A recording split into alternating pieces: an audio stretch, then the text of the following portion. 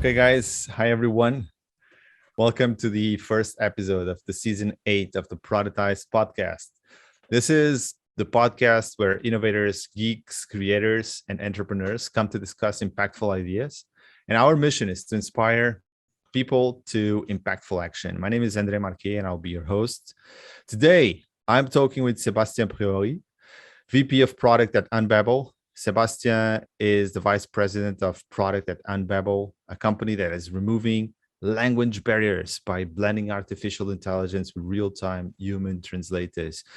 Has a long-term technology aficionado, Sebastien enjoys building products and business, bringing together people, technology, and information. He is passionate about leveraging data insights and has a hard-earned experience across a broad range of disciplines to create value for customers and companies of all sizes.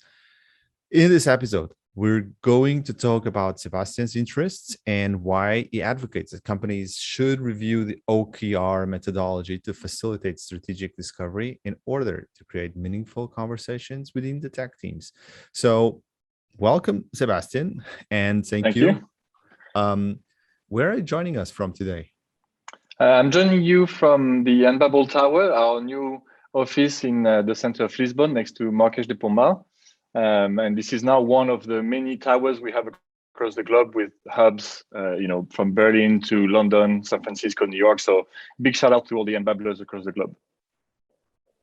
Right. So you're VP of Product at Unbabel, which is a company that I have personally been following since the very first days when, Vasco Pedro, your CEO, co-founded it with Sofia and João and everyone else. So yeah, that was back in 2014 or so when they got into the Y Combinator. Can you tell us the story of how you actually joined the company? Sure. I was actually based out of London at the time. I was working for a company called One Fine Stay, which was sort of luxury Airbnb. And we'd gone through an acquisition and 2 merges. And I was just looking for a new gig after 4 years working there. And one of the recruiters I was working with put me in touch with João, who is our co-founder and CTO. And that started very casually as sort of, one-to-one conversation on Zoom already at the time. And then before we knew it, 1 hour became 2 hours. And within a few days, I could tell that there was something nice about that conversation. And Joel got back to me and said, "What are you doing next Wednesday?" And within a few days, I had to organize a trip to Lisbon. I came here for a full day of discussion, met all the teams. And I had this really great, warm, fuzzy feeling on the back of that. It's this sort of really long day where you leave at 4 a.m, come back at 2 a.m. But there was something behind it. And so in reality, from that point onward, it just took an extra week and a half. Talked to some of the investors, talked to some friends around moving. After 20 years in England, it was a big jump to kind of move to a different country. But my wife could tell, there was something in my eye. I really like the people, and I thought there was something really special about it. And I think the onboarding process is what really got me completely convinced that this was the right opportunity for me, because I joined at the retreat 3 years ago. So that almost to the day, this is my 3rd anniversary at Unbabel. And I could tell from being there that there was a great culture in the company. You take a lot of risks when you have an interview on both sides, and then you actually make it real. And so when I got there, I met a lot of the people. They were smart. They were, nice people. There was a real dedication to our customers. We had great customers, great backing. I mean, all these things made me feel this is as good as it gets. And sometimes it's hard to appreciate it, but truly you have a real shot at the title. And I think this is as good as it gets anywhere. You could be in Paris, Berlin, or London. This is the kind of company that's going to change the world. And I wanted something big that I could, throw myself into. And I found just that at Unbabel.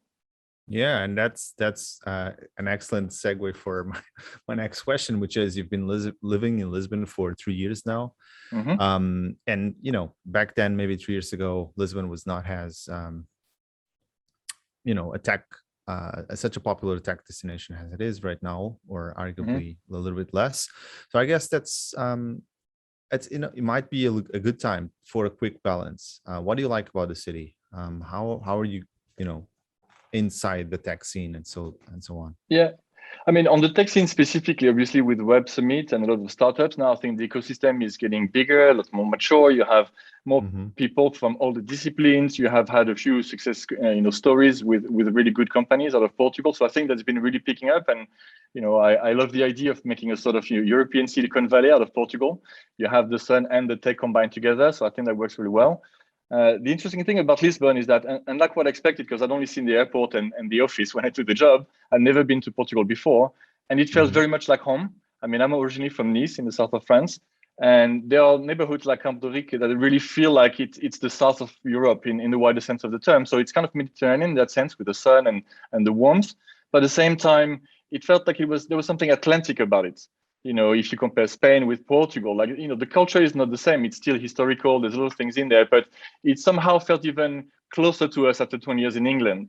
I think it's almost felt like, there was a bit of that Atlantic spirit in Portugal, which we very much liked. Yeah, maybe it's the Celtic heritage. Yes, that too. That was just for fun on the side. But, I think it's a great place. And truth be told, this is, we keep talking about outcomes in the world of products. And for me, like all these things are amazing. I love having a weekend that feels like a holiday. That's a big change. But the real outcome is, not having to commute an hour and a half both ways. And that means that I can have breakfast and dinner with my kids every day if I want to. And that is truly what has changed our lives. Now, truth be told, the only thing that remains is, speaking Portuguese, because unfortunately or fortunately, Unbabel, it has English as its default language, international language, which makes a lot of sense and allowed me to really ramp up much quicker than if it'd been in Portuguese. But obviously now it means that mission of removing language barriers feels very real, so that's the next step for me. Yeah.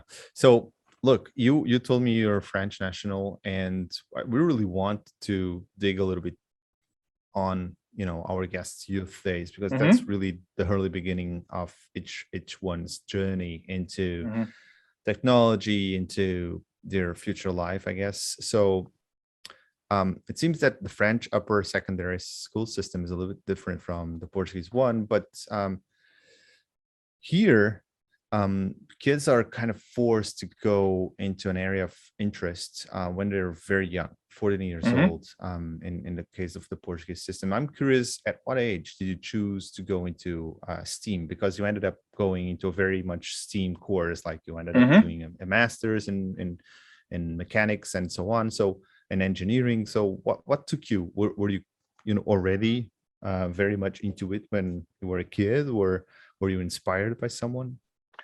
I mean, so it's a mix of things. Obviously, the French system is very much about teaching you a specific discipline, a specific topic, and that feels quite formal. And I think that's the heritage of the sort of 18th century and a lot of things behind it. But it's a very specific philosophy of teaching, which is, for example, very different from England, where it's very much about the growth of the child. And as long as the child grows to be a functioning adult, the discipline is just a component of that. It's not just that. So I think there was definitely a change there. And in that sense, I was always in STEM just because I was more of a scientist in some ways. But the French curriculum is very much generic until quite late. I think you have to wait until you're about 15. And then you have 3 years of specialization. And, because of me wanting to do aerospace, and I can explain how I came to that, obviously that was the obvious and preferable way to kind of get into the sector. So there was very little choice at this point in time. It's just, given the choice, I wish it would have been more applied. If anything, from my personal preference, I would have started doing those things in a lot more detail very early on.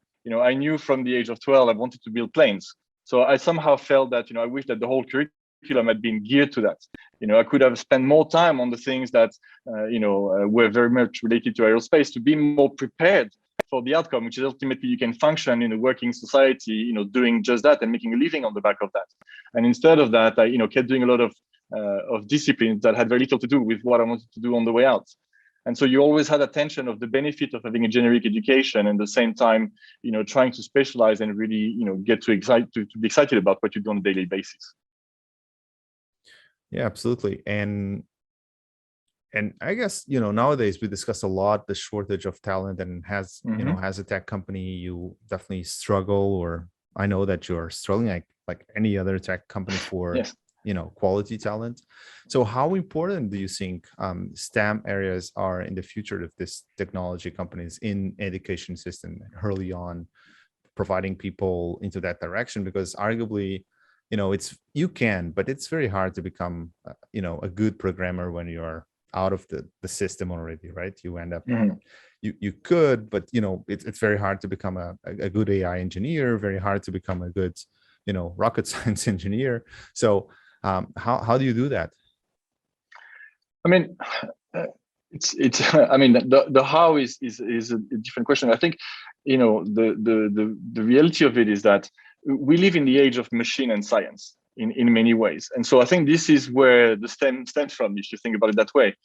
We need to interface with the machines. We need to have a deeper understanding of things in order to unlock the next level of innovation. So obviously having that sort of scientific rigor, that understanding of models and everything that goes with that, mixing theory and practice is very important. So there's no question that STEM had to come back to the forefront, but as much as any other discipline, it's just, it's, like you had business in the 80s and 90s, STEM kind of came to the forefront in the beginning of the 2000s, and now it's there to stay, obviously. But what's interesting is really that move from STEM to STEAM, really like adding the arts, and I think it feels like one single letter in a big acronym. But I think there's a lot more behind that, because obviously as a product person, the moment I think about arts in that sort of applied product world, I think about the creativity side of things in a product designer. So how do you combine that? This is not something that is in that sense detached from STEM. This is something that is a complement to STEM. And I think this is where you get the real value of all these things, which is not doing things in isolation, but trying to connect them. And I think this was also my problem with the educational system, which is, I remember this amazing feeling being in a master's, where finally I could realize that there were patterns between different disciplines, and you could see how the different disciplines were connecting between each other. And I think the problem is, when you think about the product team, there's the difficulty of getting to the mastering your craft in itself. But then once you're there, you have never been prepared to work, as a product designer with an engineer, with a product manager. So there's a lot of things that you don't do. And I think this is where there's a real opportunity from a curriculum point of view, which is to actually have combinations of different topics. So for a mature major, and that feels very American. I think that's one of the things I learned from studying in the US, where you can have a major, which could be engineering or any of the STEM, but then you can complement that major with a bunch of minors, and you can choose them to really add value to that. And so I think integrating that within the main curriculum will be the future. And so in that sense, it's all about diversity and inclusion, because the moment you're designing your product, you have to think obviously about the user. User means psychology, means experience, means delighting.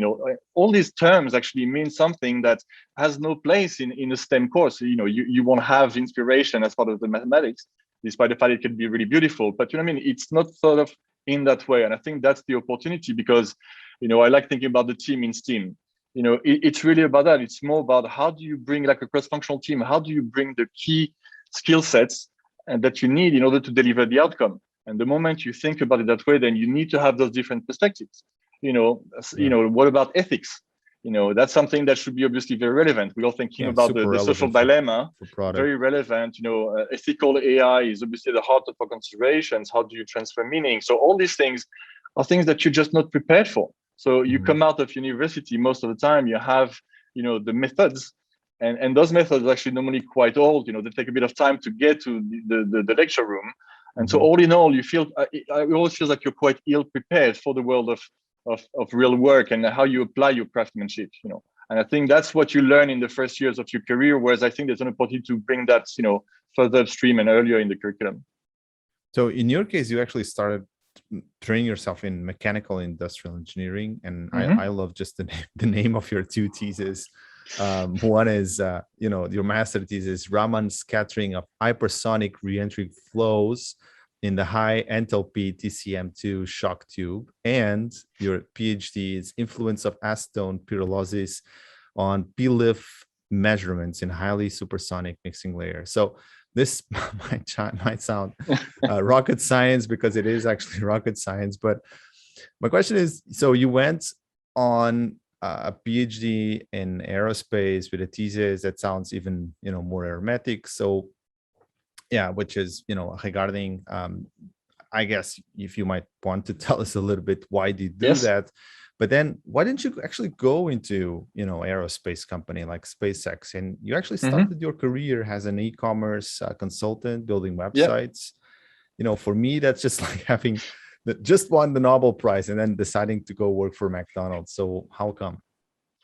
So let me take your 2 points separately. The first thing is, yeah, obviously the thesis sound very complicated, but that's just because you have to be very specific about what you do.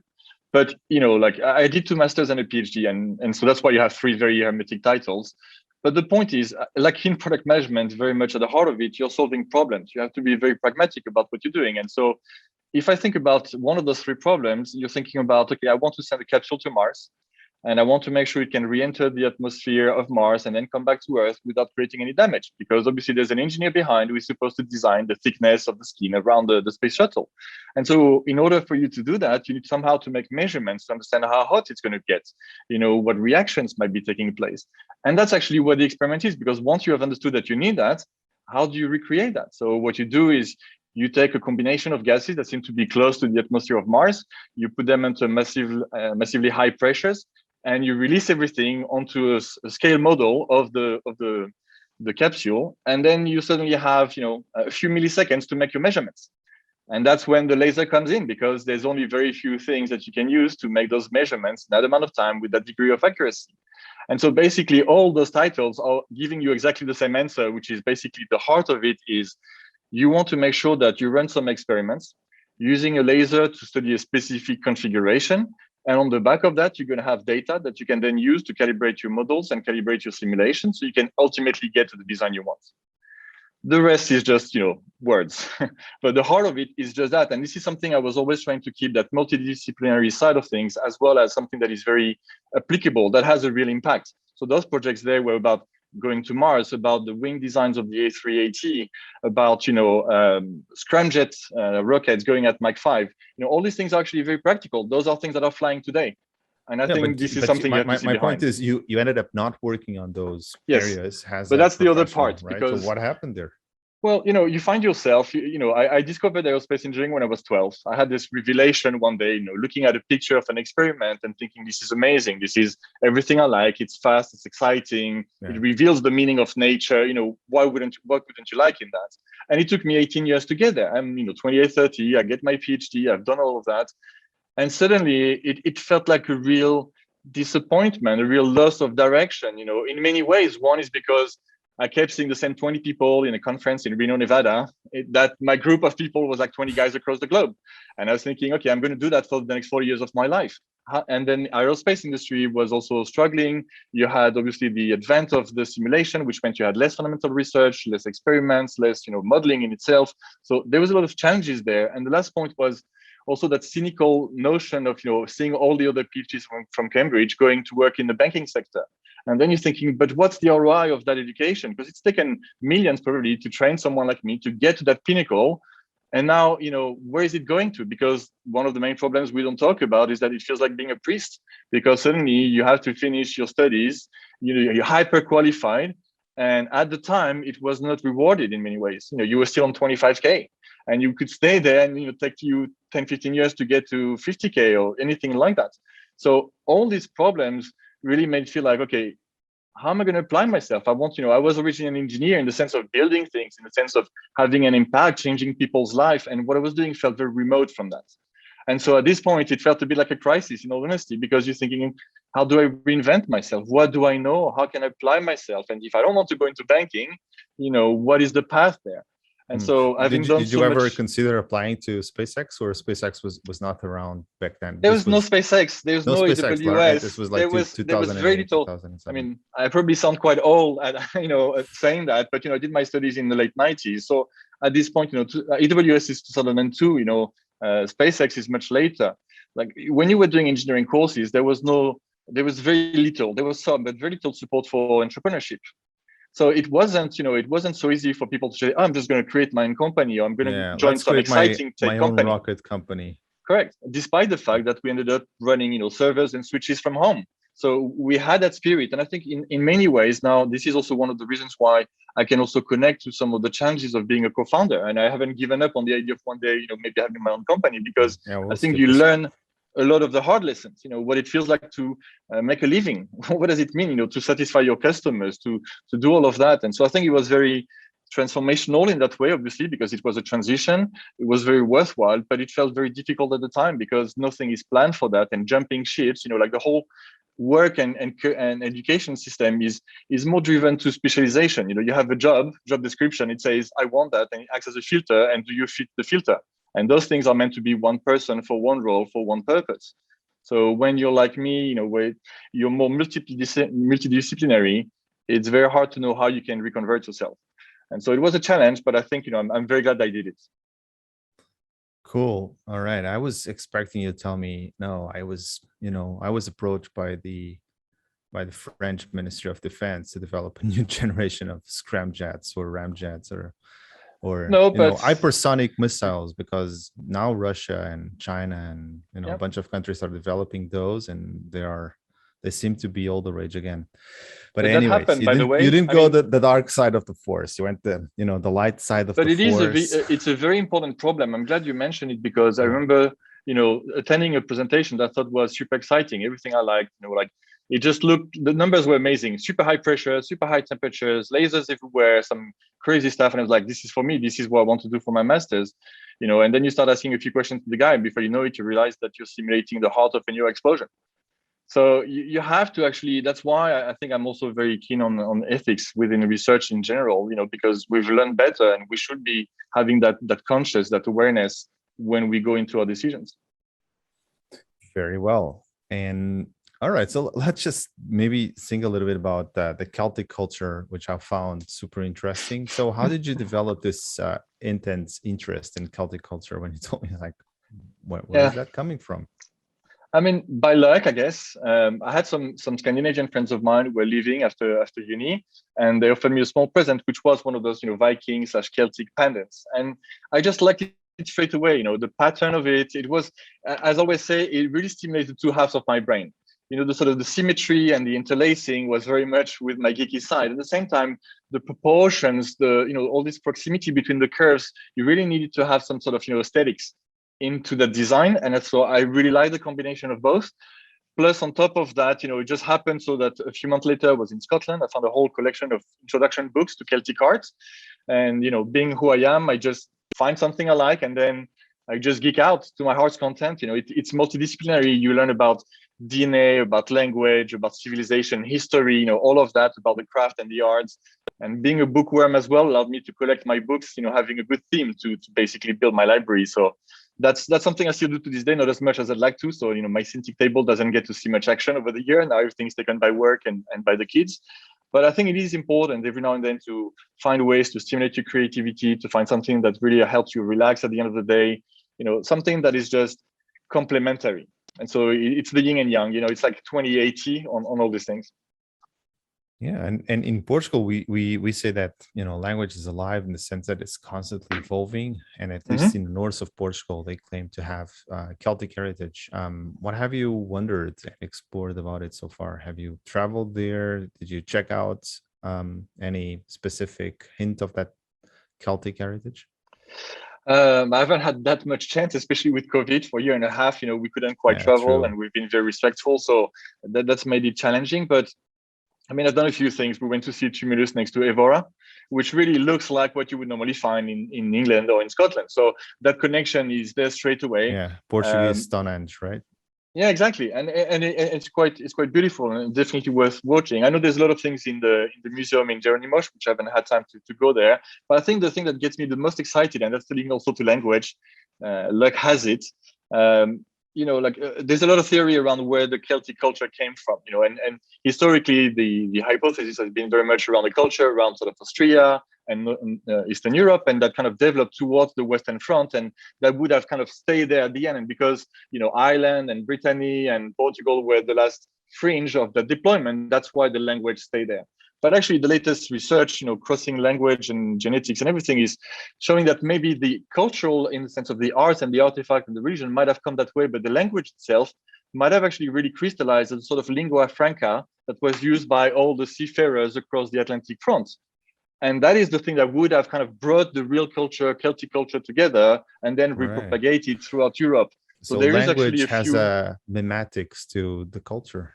Absolutely. It's one of the key conveyors. And that's why Unbabel, in many ways, this is the link to the meaning and how you carry things. So, how can you really live religion if you can't explain, talk religion, think religion. So the language, the communication is essential. And so in Portugal, I think, from what I understand, is you have the oldest stone monuments marked with Proto-Celtic language. And so I'd be very keen to see that. So I don't know if where it is exactly yet, but that's in my plans. All right, great. Yeah, have you seen that movie, that science fiction movie where they find the aliens and they try to communicate with the aliens, and then they have the scientist to learn Oh the yeah, which language one? of Of the alien? Contact or something like that? It's not Yes, Contact. It's I'm just trying forgetting the name I of know the the movie. one. Yeah, it's But a yeah. very recent one. It's like, I think it's like 2012 or 2013, Mhm. or maybe even more recent than that. Oh. Anyways, the point is language being really the foundations of the technology for that civilization, and by learning the language, I mean, spoiler alert, maybe or maybe not, she learns to travel and time, and yeah. So I'm just trying to take stock of what you're saying, of how language is such a foundational part Mhm. of culture that really makes you develop maybe Mhm. pretty much everything else on I culturally mean, wise. if you think about it, when the USA were being formed, there was still a lot of representation from the old continent. So in terms of Hmm. languages as well, you had a lot of, German-speaking people, you had a lot of Scandinavian-speaking Hmm. people, and Yeah. French-speaking people. And in the end, it turned out to be English. And obviously, we have a very strong cultural association with the country, with the culture itself, with the words and everything that comes with that. But imagine if, the USA would have spoken German or Swedish or any other language. How much influence would it have had on the evolution of history? It's really hard to tell. I think that's what makes it exciting. Yeah, exactly. And English ended up being the lingua franca for the United States, and the name of the movie is actually Arrival.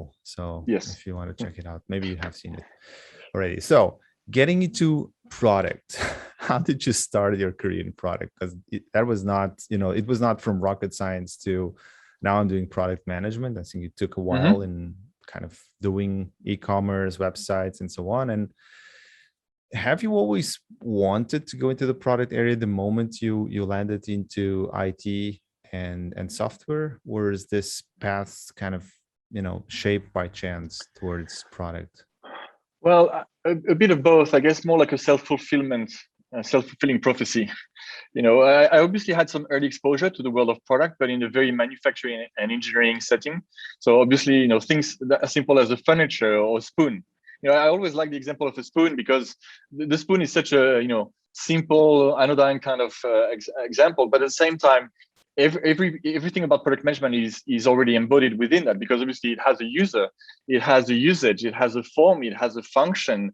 You have to think about the choice of your materials, the way you're going to actually create the shape of the spoon, all of that with the outcome in mind. So I think that was my first exposure. It just was not presented as product management, but it was always something there. Yeah. And so after that, when I was working at Ocado, a sort of a hyper automated warehousing system for retail in the UK, sort of Amazon style, it didn't start that way. It was more about project management. It was more about the kind of thing that normally we look at now in the wrong way, sort of Prince2 methodology. But that was because there was a specific purpose. All the projects were, a few millions worth in pounds. It would take a year and a half to implement them. You have to be very clear about your risks early on. So that's why the methodology changes. But the real turning point for me was I had what seemed to be a very simple project on the side, which was about offering shelf life, guaranteeing shelf life to your customers. So if I'm a customer buying an avocado that comes from South America, from the moment we deliver it in your house, how long can I trust that this avocado is going to stay in perfect condition? And obviously, everything, I came from the sort of back end of that conversation, more the automation, the supply chain, the warehouse. But actually, as I progressed into the project, I finally ended up, talking about, okay, yes, but what about the user? How is he going to perceive that value? How is he going to even see? Is it a logo that kind of says that you have that guarantee? How are we going to actually test for the fact that it is working? Like there's a lot of considerations that were only almost thought of as afterthoughts in the other methodologies that we were using. And so Absolutely. I suddenly think I that unraveled everything. And so it wasn't about software versus hardware. It wasn't, ultimately you get to build your own pyramid. And it really felt clear to me at this point in time that there was the user at the end, that there was the problem, that there was the value. And the moment I had a few of those notions anchored, then I actually, did more research, and I linked to product management in a more modern sense of the term, digital tech, with the early days of that, because we're still talking about 2007, Right. so at the point where it's still very much the FANGs doing these kind of things. Absolutely. And especially here in Europe, the mindset changed a lot, right? For those that remember.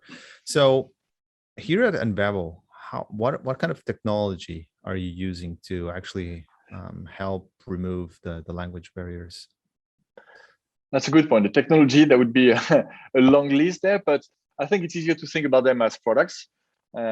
But being a product guy, I can't help but start with the outcome side. So I hope you won't mind. I can happily take you through the technology after. But it's about how people experience it. So lots of people see Unbabel has a service. Translation has a service platform, right? Yeah. It has been like that since at least the first pitch I've heard about it back in the day, 7 or 8 years ago. Maybe the question is, how has technology evolved towards making you guys more ROI positive? Is technology moving the right direction? Is it actually helping you remove language barriers now, 2021, more effectively than it was 2019 or 18? How is that going? Yeah, I mean, technology is essential, even at the heart of Unbabel, beyond the fact that we are a product company, but fundamentally it is at the heart of the business model, at the heart of the value prop for the customer. And I'm saying that because if you look back, we come from a time where the language industry was basically mainly made of language service providers, people that do project management, that have a bunch of people available to do translations for them, and it's very much like one document at a time. So just at the heart of it, if you think about disrupting that ecosystem in the sense of making it scalable, so you truly become that new layer of the internet, where now you could translate the whole of the internet. Clearly, that approach is not scalable. And the heart of that scalability mechanism, scalability play, is very much the technology. Now, when you think about the technology, how do you deploy that technology? And I would say that our ecosystem is mainly composed of sort of three sets of components. First, we have the platform. Yeah. And this is the heart of where we started. This is where we could demonstrate that we could build translation pipelines made of different modules that would allow us to use the machine to do some of the translation, use some of the quality estimation, make choices on how to go about the next step. So all of that logic, encapsulating that logic inside of the platform, is the heart of the translation layer, as we've been calling it. But obviously that layer in itself can only be made available through APIs, which works for some customers and some partners, but does not allow the customer to really experience the power of the platform. And this is where we see the applications come to life. So we have one layer of customer applications, which is mostly split into two categories. We have what we call more like the sort of language operation admin console side of things, which is where you can, in one place, manage the whole ecosystem. And this is really the future of how language operations will be managed at scale in the future. And that's an interesting topic in its own right. We obviously have on the other side the integrations. This is customers with their agents and their people, whether doing marketing or CX, working inside of their business systems, that want to have that power at their fingertips. And so what we do is we also provide integrations into the key system, the key business system, so that everybody can experience the seamlessness of Unbabel. And this is, I always call it at the same time, the most underwhelming and overwhelming demonstration. It's because it takes 2 minutes. It's so simple, but I think once you understand everything that came, below that, like the power of the platform itself, that gets then packaged into a very powerful interface, only to appear as a single button for an agent. And that building, that structure, is very much at the heart of it. So let's get specific into an example here. And I believe customer service seems to have been a good fit, at least for the last few years for you guys. So customer service, right? You are a customer, you are doing customer service. And which are the main companies that look for Unbabel services right now? Yeah. I mean, typically they are large companies because they have language operations already at scale. Either it's because they've been, sort of a typical big player in the world, or because they are experiencing very big growth, or because something happens like COVID, and now you need to unlock some new level of flexibility from an operational point of view. So not only they have people who have understand the value of language as part of the business operations and have a real clear need for doing that and really taking it to the next level. So that's the kind of people that we normally talk to. And obviously they are very mature and very demanding. So that's, the pros and cons of having the enterprise play, which is, okay, they might see the value and therefore be willing to pay for more. But at the same time, they're going to be very demanding and they have expertise in-house. And this is our job to really prove ourselves, on the harder side of things. And I think we've been doing that very successfully, which means that in practice, if you think about the kind of, customers we're talking about Microsoft, Skyscanner, Logitech, Dashlane, we have customers more like, obviously the traditional customers also like Panasonic, also newer generation of customers like Get Your Guide about, having experiences made available to you across the globe. Or wargaming, the gaming sector has been really interesting because obviously it's massively online. You have a lot of players and support is a huge consideration for them. So how many languages do you support right now? At the moment, we have about, in combination, it could be dozens of languages, but we probably have about 30, which are the heart of it. If you look at statistically what the customer use, there's about 30 languages that do most of the operations that we support at the moment. But obviously, every customer, a lot of customers now are getting into also the sort of tail end of the languages. Because it becomes very expensive to support, a specific variation on the language or some language for a very small market. So being able to be nimble, to be able to both deliver the really high volume, side of the spectrum, as well as the sort of more exceptional language is basically what we can provide. All right. I guess Celtic and Clinton not included yet in the package. All right. So, yeah. So, I guess you work a lot with the CTO, with Joel. So that's where my question regarding technology was coming from, which is the role of, as you work as a team, as you are a VP of product, you end up working a lot on a strategic level with your peers, and I guess that's the CEO and the CTO. Before we actually go into more of product leadership practice, how do you work at that level inside the company? How do you? I guess lots of the conversations before COVID, they used to happen, maybe randomly at the water cooler, kind of, hey, there's this new technology coming in, or we're testing this, or whatever the results are, or the benchmark, or whatever it was. How are you keeping those conversations alive inside your group of leadership peers? Yes, I mean, that's obviously a challenge, and I think you have to be very very aware about the value of those interactions. You have to be mindful, literally, like thinking, okay, I need to stimulate those interactions, otherwise organically, and we've seen that with the confinement, it's very easy to kind of go from having 3 degrees of connection to very quickly having only 1 degree and just talking to 10 people around yourself. And so that's been the side effect a lot of people experience with the confinement and everybody being on Zoom. And obviously it feels less natural to just say, okay, let's just jump on Zoom and talk. And so you have to then be a lot more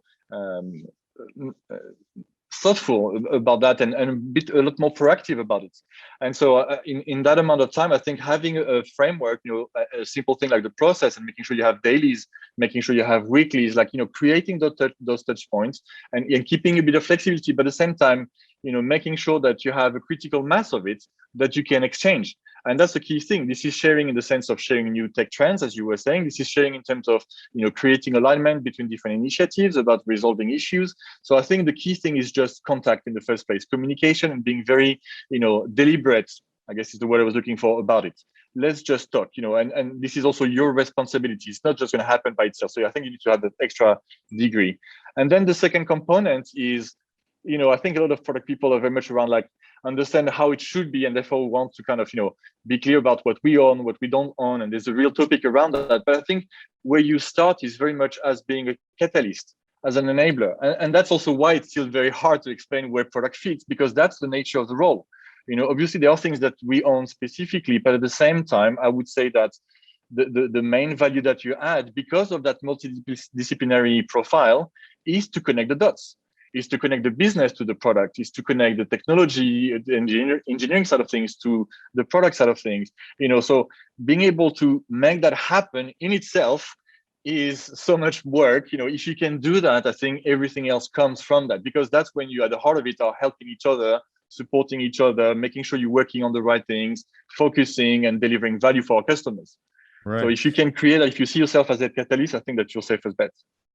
That's also where OKR methodology is becoming Mm-hmm. such a common practice in lots of companies, and especially inside product teams or product leadership teams. So from what I understand from your current construct is that this model is still widely misunderstood. So my question is, why is that? And or at least not properly implemented inside teams or inside companies. Yeah. And why do you think this happens? I mean, it's something I've experienced, and I'll talk about that. But all of us can hear Marty Kagan speaking on YouTube, and there's always this constant or at war. Productized conference. No, I know, but the important thing is, like, in that sense, all the thought leaders would agree that OKR today is not necessarily delivering value, that people don't quite understand what's behind it, and that's why you should be careful about how you go into OKRs and why you're doing it. And I think the reality is, like, nobody can deny that despite having gone through training, making the decision, the typical rollout leaves people with almost like more confusion. It feels like the adoption is not great, and it feels like you're left with no success criteria. When do we know that OKRs are working? Yeah, and I think that's what I've met in a lot of companies. Like, we have OKRs, we are doing it every quarter, we're going through things, but it feels like, even from the CEO's point of view, I'm thinking, you've read all the books, you've talked to everybody sells it as being the best return on investment, the thing that's going to transform into Google. Why is it not working for me? And I think that people are not finding the answer to that. And you have, employees on the ground who are thinking, what is the value of that? And I think this is where the warning comes from. It's like, okay, you need to have quite a few things behind that. You need to understand where it comes from, and you need to have outcomes and a lot of things. So I think fundamentally, yes, I do believe that, there is a need to better understand where OKRs come from, but also fundamentally understand why we're using them and how to use them. And I think that the methodology, the way it's pitched, or the way it remains in people's mind, is just, okay, I get something from the top that is just my boss telling me what to do, and then I'm going to think about what I do this quarter, and then I'm going to kind of package that into something, but it feels like an afterthought again. And I think this is the main part that I think seems to be missing from that, which is, it is a strategic tool. When you look at your OKRs, you should be looking at it as a sort of live version of your strategy, which is something that is very hard to see anywhere else. I mean, you can have a graph of KPIs that kind of tells you about the business model in some ways, but what about the strategy? Where do you formalize it? And again, you can have white papers, but nothing replaces having OKRs. So I think that's why you understand that there's something potentially very important. But again, you are left with that sort of desperation in some cases, or that frustration that I don't quite see the value. I don't quite see the return of investment. I think I'm a product guy. I'm all about return of investment. And I think this is why I've come up with that sort of new methodology, which is just a way to talk about the OKRs, just a way to understand how we could use the OKRs to have more meaningful conversations. And you have a new name for it, right? I mean, I had the logo before I had the name. I'm more product design than marketing in that sense. Okay. So the name, can be challenged. But I think the main point about the name is the fact that the names are confusing. If I just say the O in OKR, objectives, what does it mean? Because is it really something that is just meant to be worded? Is it meant to have a number in there? Because a lot of the time you read it, it feels like a number, but in wording forms, or it's something I'm going to do, like, what is it? And so I think the meaning of the acronym itself is important. This is why when I talk about OZs, it was just a way to also be a lot more explicit about the sort of parent KRs. If I think about anybody building their own OKRs, I think that the first step that we miss is really that reflection when we are looking at the KRs that come from above, which is saying, look, guys, this is what we like to achieve, and that comes from the business plan and the forecast, and this is the shape in which we want to get. This is strategy as sort of fitness and fitness coach. Okay, we want to get into that shape. Now, how can you guys help? And then the way you have to think about it is think about, like, what are the strategies I have in my backlog of strategies? What are the things I could be doing, in order to move those different needles? And that's important because also it means that you can move more than one, which is actually even better, because if you have one strategy that moves multiple, parent KRs, you're probably doing better. And yet, when you look at some of the tooling, you can only connect to one objective or one parent KR, the level above, which introduces a bias. So people think, okay, I need to cascade very linearly. And they miss that reflection at that point in time. So I think that's the first thing. I think we need to be more explicit about the KR to really explain the why. All right. So OKR standing for objective and key results, and OZ standing for objectives, strategies, and impacts. Right. The objectives are fundamentally what you would choose as parent KRs. This is the why. So these are the needles you're going to move at a higher level. That's why I call them objective, because they feel like higher level, more like second degree outcomes, if you think about that way. I replace the O by S as the strategy, because I think that we need to focus on the conversion mechanism. What is strategy? You're going to basically, try to transform something that you're going to do into an outcome. So this is the output to outcome conversion. And that's super important. So how come this is just an objective? No, it should really be that strategy that you're going to work. And so I want, and Gitton Biddle that you were mentioning before, the executive of Netflix, always talks about that when you have a quarterly meeting, like, asking the product managers, what is your strategy? And that's where it comes from. What is the mechanism of value generation that you're going to be using and focusing on this quarter? And the moment you have that, then the third component, which is the I, the impacts, is just in a sense the children KR. But I think about them into three categories. One is about change. The second one is about benefits. And the third one is about risks or constraints. And that is because, again, if you think about a strategy, this is about you implementing some changes in the hope that it will deliver benefits. And if you want it to be scalable, then you're going to have to make sure that all the risks have been mitigated. And so suddenly just giving that extra degree of understanding means that if I'm building my OKR, I can now think about, okay, what are the KRs I'm going to put inside of the change box? And literally it could be a simple piece of paper. If you think about the SWOT analysis, I have my 4 boxes and I have a title. That's the way I think about the OKRs. My title is my strategy. The first box are the objectives, which are the parent KRs. The second box are the changes that we're going to implement, the scope in that sense, and what the teams will be working towards. The third box is actually the benefits, which is the outcomes, the positive outcomes I'm trying to drive. And the fourth box is the negative outcomes that I might drive if I don't pay attention. And so once you have that, this is the way to really bring up good conversations in 2 ways. Number one is because it means that now you can almost read your OKR in a meaningful strategy-related way. In order to move those needles, which are the objectives, I'm going to implement that strategy, which I can be explicit about, which will mean that I will implement that change. And I should be seeing the benefits, which will mean that the strategy is successful, but it will only be scalable in the way of successful if I also have made sure that I have no risks or no extra risks, or the constraints have been mitigated. And so that means that already I can have in 5 minutes a very clear, concise description of my OKR and why I'm doing it, the outcomes, how it's going to work in terms of value generation and all the different components. So can you give me a real example of implementing this model in Absolutely. Unbabel, I guess? I mean, this is still very early days, so I don't have that many examples. But one thing we've done that I've done as a way to socialize, the framework, was to look back at some of the OKRs and some of the initiatives that we did over the last year and a half. And last year, one thing we did, which was a great insight from Vashko, our CEO, which was to say, look, we know that with COVID and confinement, the activity is likely to go down because, big customers will also struggle in the travel industry. So, this might be the best opportunity we'll ever have to actually do some of the refactoring or enablement initiatives that normally you don't get a chance to do because you have so much pressure from the market. And so we refactored our AI stack, we refactored our engineering stack, and we created that new product that we now have since last year. And it's been amazing. But I think the architecture refactoring was a great example of us knowing how to write the OKR and yet not capturing it. And for example, that OKR fundamentally, that strategy was about, look, we have an existing architecture which does X, Y, and Z. We want to move to a new architecture. Now, if you look at the OKRs for that year and a half of work, most of the OKRs, or the KRs in that sense, were all about, okay, I no longer use the old system. So it's like, 100% to the new system, 0% on the old system. And you spend all your quarters doing that. The problem is once you've done it, it's like, okay, we're done. Great. But how do you know that the change worked? How do you know that actually brought value? And that was the real frustration, in the sense that we already had that information, because we did it for a very clear set of reasons.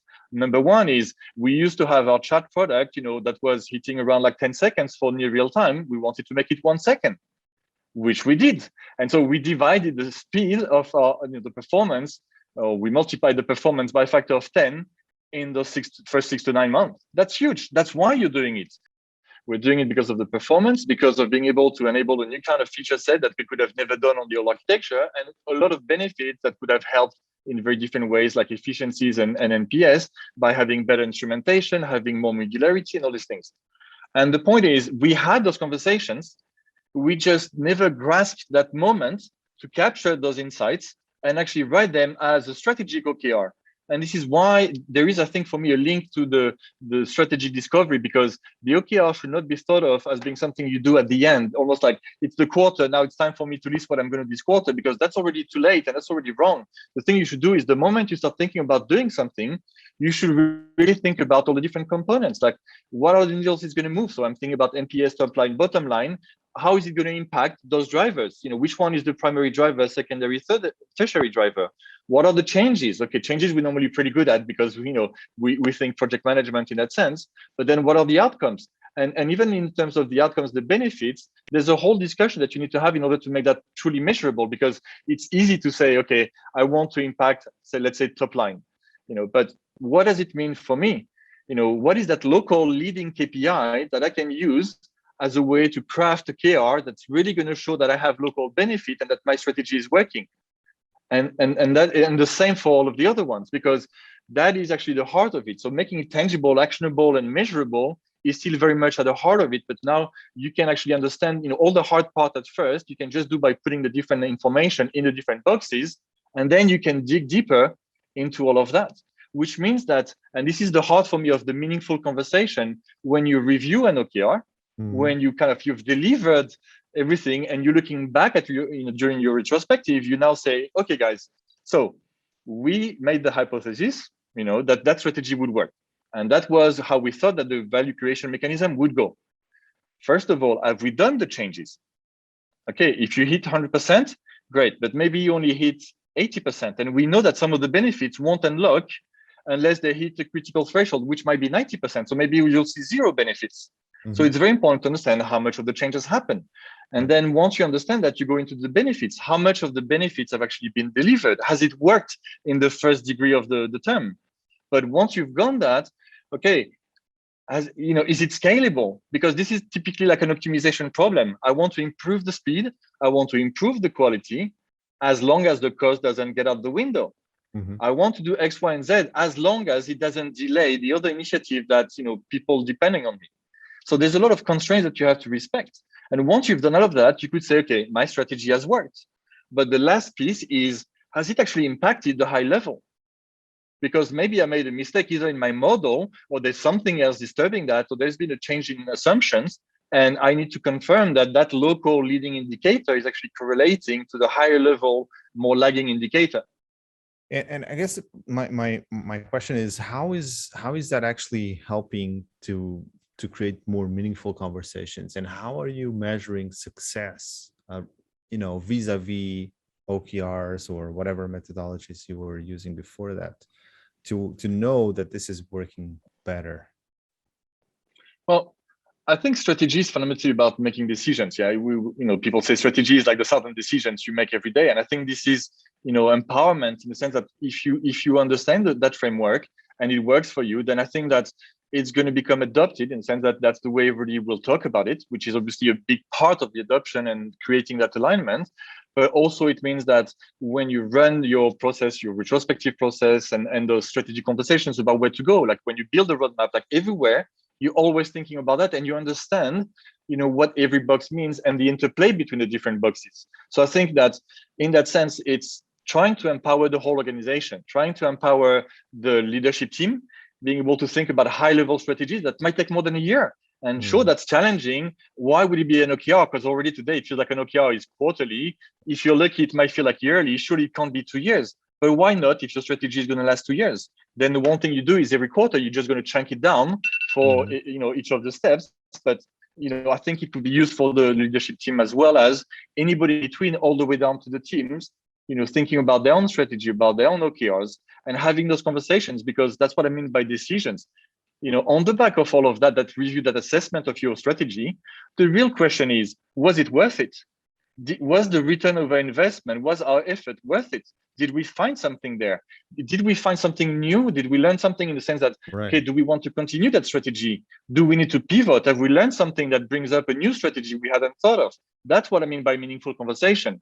And in reality, it feels like in a lot of the companies, you don't really, you get to touch that, scratch the surface of those conversations, but not quite. And I think for me, like just knowing that if I could hear around me a lot of people saying that's the change we implemented, that's why we were doing it, because we're trying to hit NPS, increase NPS, whatever it was. It kind of worked. We saw the adoption increasing as a sort of local KPI, but not as much as we thought. The good news is that we didn't, infringe on any of the constraints we had. Okay, great. Now, is it worth doing some more? Yeah, we learned that thing. I think there is something more. We should push for it next quarter.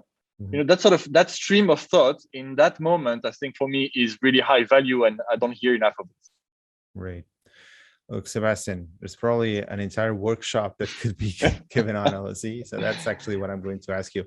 Where should people, go to if they want to know more about this Aussie model? Well, maybe Productized if I get to present it, but sure. more directly, I think, well, nowhere now, because it's very much still a sort of internal, discussion to Unbabel. But in terms of innovation, I think it's important to get. Have you published any, blog post about it? Any? Not yet. We were in the process, and this is when we started talking. So I thought it would be a good opportunity to start sharing with the community and give a little bit back. But more to come, definitely. I mean, there's we're trying to have a lot more blogs and contents being generated by the R&D team. Joao Graça, our CTO, has done a lot of a great job over the years, and the AI side of things as well. But I think we've been quiet on the product side of things, because obviously we've been working hard at creating the product ecosystem and culture and everything and practices that go with it. But I think now is the time to really be more vocal about all the things we learned. Whether it's about product with AI. Absolutely, all these kind of conversations. So that's the only way to know. And the Unbabel blog, OKR, that's how it was born, right? This started with, I guess, Intel, and eventually became popular inside Silicon Valley, and ended up being what it is today. So thank you, Sebastien. Even if you don't have any specific pointer to Aussie, if people want to reach out to you, what's the best way? Twitter, LinkedIn? It's very simple. Sebastien@unbabel.com. Always on top of my inbox and my calendar. That's what I do. So just get in touch. Whether it's for the Aussies, any of the things we discussed, career path and experiences, always happy to share. We normally we have Paulo Dimash, our VP of Innovation, who is also very much involved in the sort of product tanks. So there's a lot of things, there's a lot of spaces, and the community is getting bigger. So if you want, just get in touch with me directly, and I'll relay if I need to. Absolutely great. Thank you so much, Sebastien. And it's really been a pleasure to have you today with us. And I felt I learned so much on so many topics, and I pretty sure that the community enjoyed to stay with us, and that's really what matters. Thank you. Have a nice day. Thank you. You too.